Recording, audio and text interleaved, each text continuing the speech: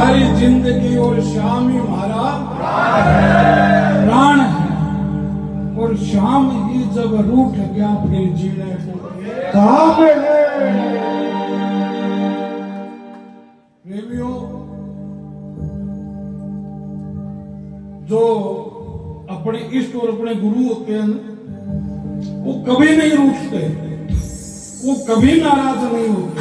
और जो रूठते हैं, नाराज होते हैं, वो न देवता है न वो गुरु है। क्या?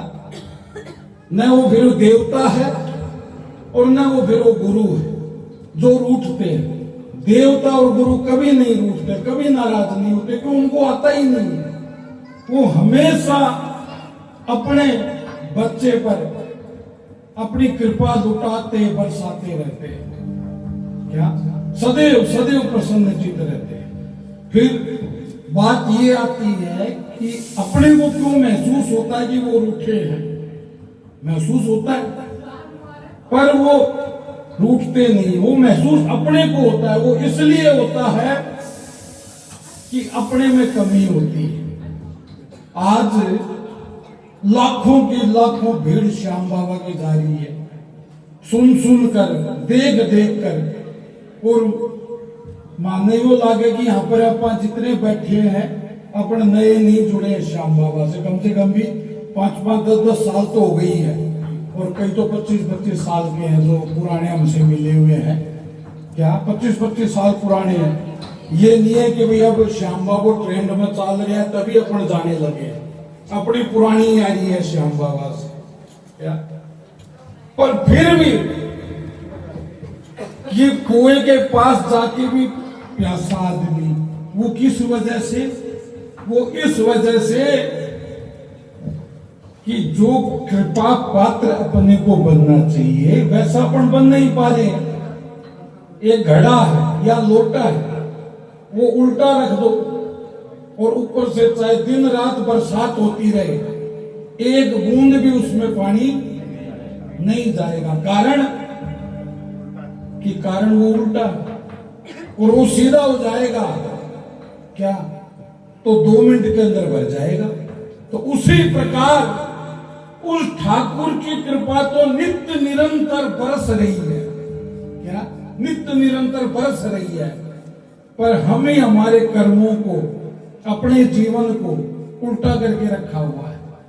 तो उसकी कृपा हमारे अंदर उतर नहीं रही है। क्या? जब उससे प्रेम हुआ है, उसकी लगन लगी है, उससे भाव जुड़ा है, तो हम ये नहीं कहते कि महात्मा बन जाओ, साधु सन्यासी बन जाओ, घर बार छोड़ दो। नहीं, क्या? कर्म करो, व्यापार करो, परिवार में रहो, पर श्याम प्रेमी की अनुशासित जीवन है हमारा, अनुशासित जीवन है। फिर देखो, फिर इसकी कृपा है कि लबालब बढ़ती रहेगी। तो श्याम मारी जिंदगी और श्याम मारा प्राण है। और श्याम ही जब घुस गया तो जीने को बेकार है। हमारा एक शिष्य है, मास्टर है स्कूल में, तो उनकी बात हमको बहुत अच्छी लगी। तो उन्होंने हमको बताया कि महाराज जी बोले जब क्लास लगती है बच्चों की तो हमको क्लास के अंदर पता लग जाता है कि कौन बच्चा आज होमवर्क नहीं करके लेके आया। बिना देखे बिना ही पता लग जाता है। वो मास्टर जी कैसे? बोले उसके चेहरे के हाव भाव है ना, वो अलग ही होते हैं और बच्चों से। क्या? वो एक तो नजरें नहीं मिलाता है, नजरें झुका के रखता है। क्या?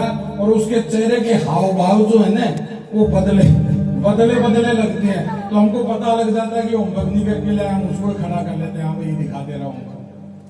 तो ठीक उसी प्रकार ये हमारे भाव है। जैसे बच्चा होमवर्क करके नहीं लेके जाता, उसके हाव भाव बदल जाते हैं। ठीक उसी प्रकार यदि जीवन में हम इधर उधर निकलते हैं, गलती करते हैं, तो हमारे अंदर के भाव बदल जाते हैं और दोष दे देते हैं कि बाबा नाराज हो गया, गुरु महाराज नाराज हो गए।